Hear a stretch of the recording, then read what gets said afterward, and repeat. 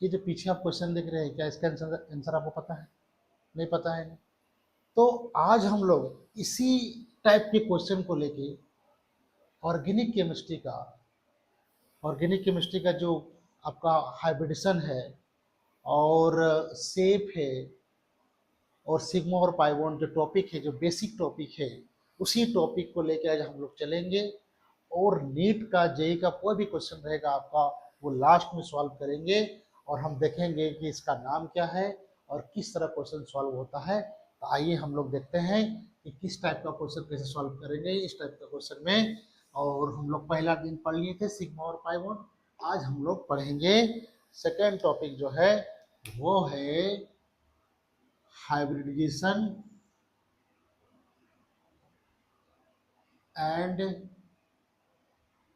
and shape of carbon in organic compound। कौन सा compound? Organic compound. इसमें हम लोग क्या पढ़ने जा रहे हैं, अगर हम बात करें तो हम लोग इसमें बेसिकली हम लोग पढ़ने जा रहे हैं कि अगर कार्बन कार्बन के बीच में, अगर इससे पहले वाला क्वेश्चन बता दिया आपको, कार्बन कार्बन के जो मान लीजिए कार्बन का हम शेप बना देते हैं, carbon carbon double bond carbon, फिर ट्रिपल बॉन्ड कार्बन, ठीक है, फिर इस टाइप से बनाते हैं। और इस कार्बन में अगर हम लोग बात करते हैं, इसका दो टॉपिक है। पहला टॉपिक क्या है? पहला टॉपिक है कि हाइब्रिडेशन क्या होगा। हाइब्रिडेशन क्या होगा? आप बोलेंगे सर हाइब्रिडेशन क्या होता है? भाई हाइब्रिडेशन क्या होता है? तो हाइब्रिडेशन ऑर्बिटल का इंटरमिक्सिंग होता है। अब बोले सर ऑर्बिटल का इंटरमिक्सिंग क्या होता है? तो ये चैप्टर 4 में हम पढ़ाए हैं केमिकल बॉन्डिंग में, उसमें आप जाकर देख लो और वहाँ हम लोग उसको पूरा क्लियर किए। अभी फिलहाल हम लोग हाइब्रिडेशन मतलब ऑर्बिटल का, जैसे एस और पी, एस और पी अगर मिक्स होगा तो sp1 होगा, एस और दो पी प्लस पी मतलब पी एक्स पी वाई होगा तो sp2 होगा। अगर s plus P X P Y P Z mix होगा तो बोलेंगे sp3 होगा। इस तरह करके बनता है। तो इसी को हम लोग ऑर्बिटल का इंटरमिक्सिंग करते हैं, जैसे कलर का इंटरमिक्स होता है उसी टाइप से हम लोग इसका इंटरमिक्सिंग करते हैं। ये केमिकल बॉन्डिंग में है। तो फिलहाल हम लोग को पढ़ना है ऑर्गेनिक केमिस्ट्री में क्या हाइब्रिडाइजेशन होता है, कार्बन किस प्रकार हाइब्रिडाइज्ड होता है। तो कार्बन sp1 sp2 और sp3 में हाइब्रिडाइज्ड होता है। तो ये चीज़ आप याद रखिएगा कि कार्बन कार्बन के में जब भी आपका सिंगल बॉन्ड हो तो हमेशा वो sp3 हाइब्रिडाइज्ड होता है।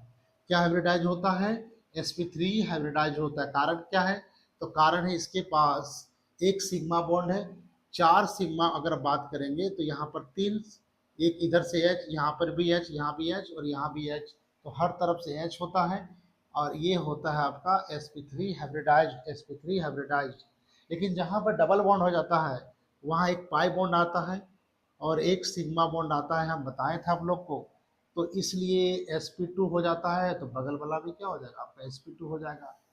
लेकिन जब आपका ट्रिपल बॉन्ड आता है तो ट्रिपल बॉन्ड वाला कार्बन हमेशा sp1 होता है और ये भी sp1 होता है। ये हो गया आपका किसी भी कार्बन का जो होता है हाइब्रिडाइजेशन क्या होता है, हाइब्रिडाइज कैसे करता है ये कंपाउंड। तो अगर हम बात करें यहाँ पे तो कार्बन कार्बन के बीच में सिंगल बॉन्ड होगा तो आपको समझ में आ गया कि ये क्या होगा भाई, ये होगा sp3 सिंगल बॉन्ड के पास, दोनों कार्बन के पास। अगर डबल बॉन्ड होगा तो sp2 होगा, अगर ट्रिपल बॉन्ड होगा तो दोनों कार्बन क्या हो जाएगा, sp1 हो जाएगा। अगर हम शेप का बात करें तो कार्बन कार्बन के बीच में अगर सिंगल बॉन्ड होता है तो उसका जो शेप होता है, शेप शेप अगर हम बात करें, एक नया क्वेश्चन लेके बनाते हैं, तो कार्बन कार्बन के बीच में जब भी आपका सिंगल बॉन्ड होता है, कौन सा बॉन्ड होता है, सिंगल बॉन्ड होता है, तो उस केस में जो शेप होता है वो शेप क्या होता है, शेप क्या होता है, तो सिंगल बॉन्ड जब भी आप करेगा तो उस समय वो कार्बन का जो शेप होगा वो होगा टेट्राहेड्रल। क्या होगा, टेट्राहेड्रल, ठीक है, क्या होगा, टेट्राहेड्रल। ये याद रखने वाला चीज है। अगर जैसे आप याद रखोगे तो आपका नीट का, जेई का या कोई भी स्टेट बोर्ड का एग्जाम क्वेश्चन होगा, आप 1 सेकंड में करेक्ट कर लोगे। वहीं पर अगर हम लोग डबल बॉन्ड रहता है तो डबल बॉन्ड का केस में क्या होता है, याद रखिएगा, जब सिंगल बॉन्ड रहता है ना, कार्बन कार्बन के बीच में सिंगल बॉन्ड, तो कार्बन कार्बन में सिंगल बॉन्ड जब होता है तो यहाँ पे एक सिंगल सिंगल सिंगल सिंगल, तो ये जो शेप है, इस शेप को, इस टाइप का शेप जो होता है वो टेट्राहेड्रल है, और बीच का जो एंगल होता है वो 109 डिग्री 28 मिनट होता है। इसका मतलब होता है बॉन्ड का एंगल, बॉन्ड एंगल। अब ये बॉन्ड का एंगल मतलब कार्बन कार्बन के बीच में कार्बन है, यहाँ एच है, यहाँ भी एच है, यहाँ से इधर से कार्बन से जुड़ा हुआ है, यहाँ भी एच है, तो ये जो एंगल है बॉन्ड एंगल, दो बॉन्ड के बीच का जो एंगल है, ये जो एंगल होता है उसको बॉन्ड एंगल बोलते हैं। तो कार्बन में जो बॉन्ड एंगल है, कार्बन के साथ जितना भी बॉन्ड है एच एच एच, उसके बीच का जो एंगल है, दो बॉन्ड के बीच का जो एंगल है वो 109 डिग्री 28 मिनट है। वहीं पर अगर हम बात करें तो इस केस में क्या होता है, जब डबल बॉन्ड होता है, मान लो कार्बन का डबल बॉन्ड है तो 2H होगा, यहाँ पे H, यहाँ भी H, तो इस प्रकार का शेप को अगर आप देखोगे तो ये शेप कैसा है बताओ, एक ट्राइगोनल है, ट्राइगोनल है, इसी को बोलते हैं ट्राइगोनल प्लेनर, ट्राइगोनल प्लेनर। और इस समय जो एंगल होता है, ये बॉन्ड एंगल जो होता है वो 120 डिग्री होता है। कितना डिग्री होता है, 120 डिग्री। लेकिन जब ट्रिपल बॉन्ड होता है, ट्रिपल बॉन्ड होता है तो इधर से एक एच होता है, इधर से एक एच होता है। तो अगर हम इस चीज़ को अगर इस कार्बन का देखें, इस कार्बन के साथ अगर एक इधर से बॉन्ड आ गया पूरा बॉन्ड, और इधर से बॉन्ड, तो ये पूरा डॉट मान लेंगे तो कितना होगा, 180 डिग्री होगा। और 180 डिग्री को क्या बोलते हैं, लीनियर। क्या बोलते हैं, लीनियर। इसका मतलब ये जो है वो लीनियर होगा और ये 180 डिग्री होगा। फिर से हम टेट्राहेड्रल को समझा देते हैं। तो टेट्राहेड्रल में क्या होता है, ये मान लो कार्बन है, तो कार्बन के साथ ऊपर में एक एच है, एक यहाँ पर एच है, यहाँ पर एच है, और यहाँ पर एच नहीं है, यहाँ पर आपको क्या है, कार्बन है, तो इधर से कार्बन है, कार्बन इस तरह चल रहा है यहाँ पे। तो अगर हम इस चीज़ को डॉट मान ले, तो अगर हम इस चीज़ को डॉट मान ले इस तरह करके, या फिर यहीं पे देख लेते हैं, तो ये बीच का जो एंगल है ये कितना डिग्री है, 109 डिग्री 28 मिनट, ठीक है। और इसी शेप को हम लोग बोलते हैं टेट्राहेड्रल। कोई दिक्कत, कोई दिक्कत मेरे बच्चों, यहाँ पर आपको माय डियर स्टूडेंट कोई दिक्कत नहीं होना चाहिए आपको कि भाई कैसे हुआ यहाँ पर। तो हाइब्रिडेशन आपको समझ में आ गया, sp3 sp2 sp1, और उसके बाद शेप आपको समझ में आ गया और बॉन्ड एंगल आपको समझ गया। अब आपको एनसीईआरटी का क्वेश्चन देते हैं यहाँ पे, एनसीईआरटी का क्वेश्चन आपका लास्ट में रुकेगा, आपका जो एलिन वाला जो हम क्वेश्चन पर लिखे थे उसको हमको नेट का क्वेश्चन सॉल्व करना है। जो नीट में क्वेश्चन पूछा था वो बाद में हम सॉल्व करते हैं, फिलहाल इसको देख लेते हैं, फिर लास्ट में उसको सॉल्व कर लेंगे। तो एनसीईआरटी का जो क्वेश्चन है, इसमें क्वेश्चन है आपका कि इस कंपाउंड में CH3 COCH3, इसमें प्रत्येक कार्बन का आपको शेप बताना है, बॉन्ड एंगल बताना है और हाइब्रिडेशन बताना है। तो सबसे पहले हम लोग इसका स्ट्रक्चर बनाते हैं, स्ट्रक्चर बनाते हैं तो C है, अब फिर C है, फिर C है, बीच ये जो फर्स्ट वाला C है इसमें कितना H है, 3 है, तो H H H, और यहाँ पर O डबल बॉन्ड के साथ आएगा, फिर यहाँ पे 3H है। बोलेगा सर बिल्कुल, बिल्कुल सर, कोई दिक्कत नहीं इसमें। अब यहाँ पर ध्यान दे, तो ये जो कार्बन आपको दिख रहा है, फर्स्ट वाला कार्बन आपको जो दिख रहा है, वो फर्स्ट वाला कार्बन जो होता है वो सिंगल बॉन्ड के साथ है। जब सिंगल बॉन्ड के साथ होगा तो हाइब्रिडेशन क्या होगा पहला कार्बन का, तो इसका क्या हो जाएगा, ये जो पहला कार्बन है कार्बन 1, इसको कार्बन 1 देते हैं, कार्बन 2, कार्बन 3।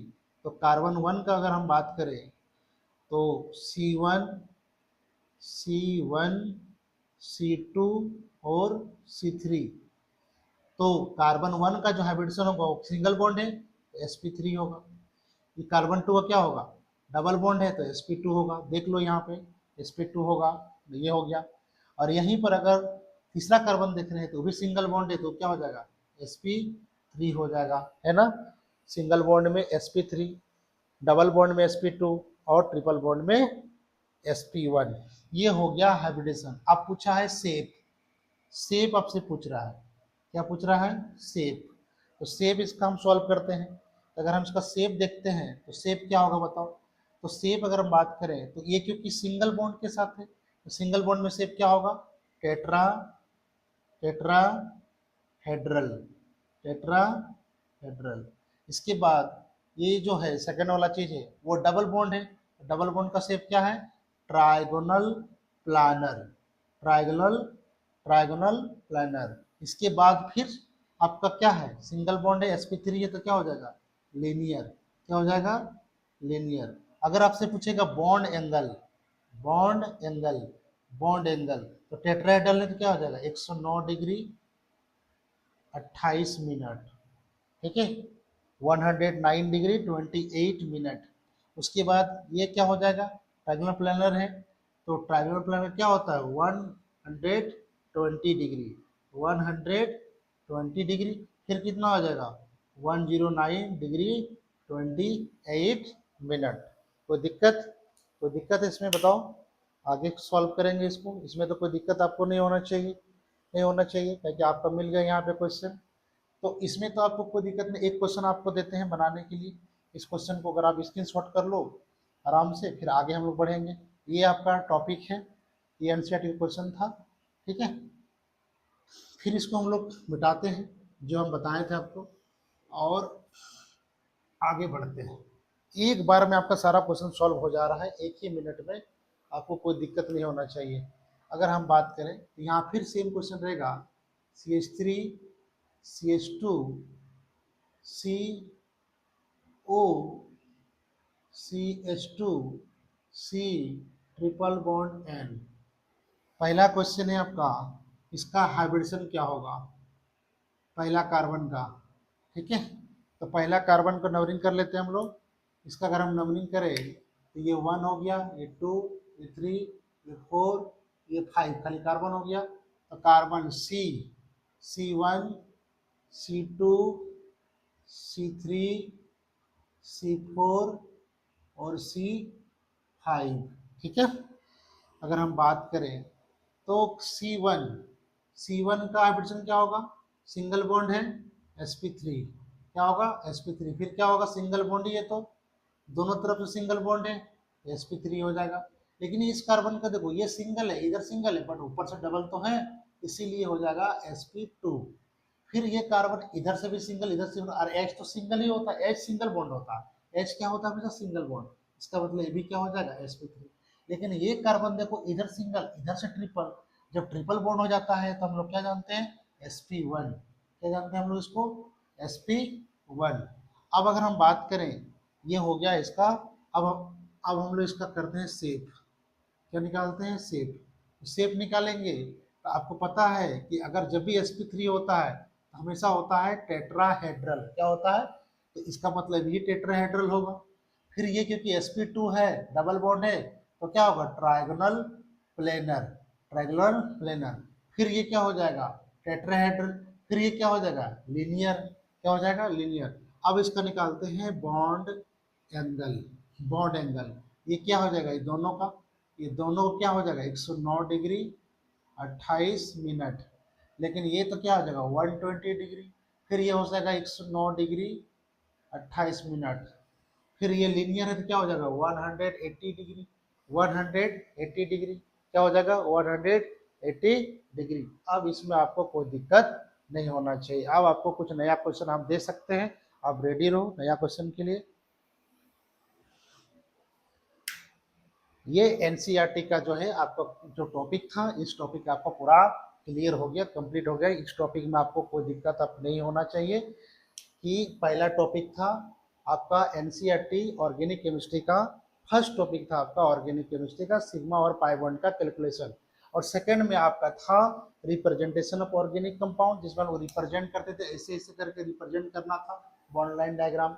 इसके बाद हम लोग का था ये टॉपिक आपका है जिसमें हम लोग हाइब्रिडेशन, शेप और बॉन्ड एंगल एक ही बार में सब निकाल दे रहे, एक ही टॉपिक में आपका सारा क्लियर हो जा रहा है और आपका नीट का क्वेश्चन सॉल्व हो जाता। अब आपका जो नीट में क्वेश्चन पूछा गया था वो ये पूछा हुआ क्वेश्चन था कि आपसे पूछा हुआ क्वेश्चन ये था, जो क्वेश्चन था what is the hybridization of of carbon in alene C3H4। Allene C3H4 में, ये क्वेश्चन आपका नीट में पूछा हुआ क्वेश्चन है, नीट का क्वेश्चन है दोस्त, नीट का क्वेश्चन है, इसको आपको सॉल्व करना है। तो इसके लिए आपको क्या करना होगा, एलिन क्या होता है हम बताए हैं प्रीवियस टॉपिक में, आप देख लो कि एलिन क्या होता है। तो एलिन का मतलब होता है कि कार्बन कार्बन के बीच में लगातार डबल बॉन्ड हो, इसको एलिन बोलते हैं। क्या बोलते हैं, एलिन।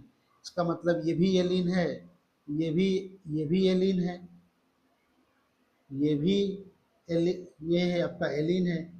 समझ रहा है कि नहीं, मतलब लगातार दो डबल बॉन्ड हो, तो यहाँ लगातार दो डबल बॉन्ड है। इसके बाद हम यहाँ अगर बात करें, इसका मतलब जो दो डबल बॉन्ड है, तो यहाँ दो एच लगाना पड़ेगा, दो एच लगाते हैं यहाँ पे एच, और यहाँ लगाते हैं एच, और इसमें तो लगेगा नहीं एच, लेकिन इसमें लगेगा दो एच, है ना।